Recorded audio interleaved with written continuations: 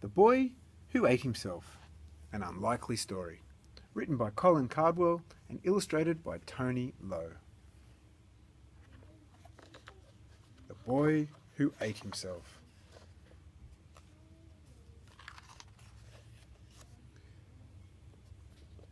This is the gruesomest story, the horriblest of tales. It's worse than spiders and snakes and snails.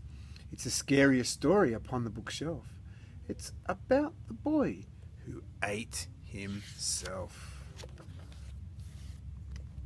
The boy's name was Harold Bartholomew Jones, whose regular diet was ice cream cones and chips, more chips, and tomato sauce. Never anything green, of course. Then one day, Mum said, "Enough is enough. You're going to start eating some healthy stuff." So Harry stomped off and hid under his bed. There, an idea came into his head. Harry took that idea and began to grow it. It was as big as a house before you know it. If he couldn't eat chips and ice cream cones, he decided to eat Harold Bartholomew Jones. Now, it's generally considered consuming oneself is not very good for the state of one's health. Yet firmly closing his bedroom door, Harold Bartholomew sat down to gnaw. Two of his fingers went down in one, rapidly followed by his fat left thumb. The rest of his hands were swallowed quite quickly. His elbows were chewy and rather prickly. After his arms, he chomped his feet, a surprisingly tickly, tasty treat. Then onto nibbling, knobbly knees, he swallowed the rest of his legs with ease. An enormous gulp, and his bottom had vanished. Harold Bartholomew was still feeling famished. Well, licking his belly button didn't feel odd, and his chest, it tasted like battered cod. His ears and his nose slid quickly down, and then he swallowed the whole of his frown.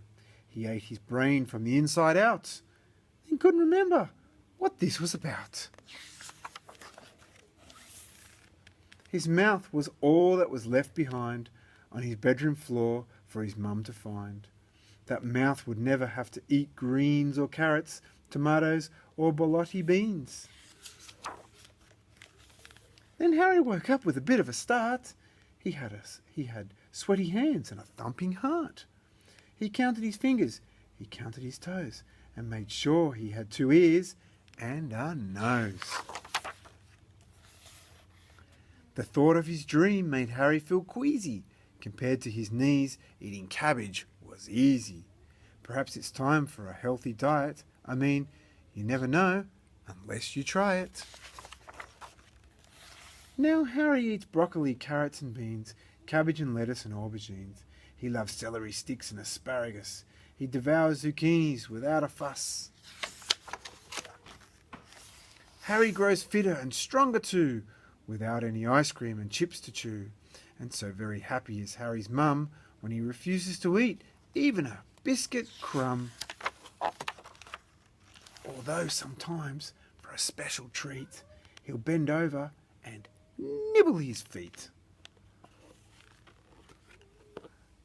The Boy Who Ate Himself, an unlikely story.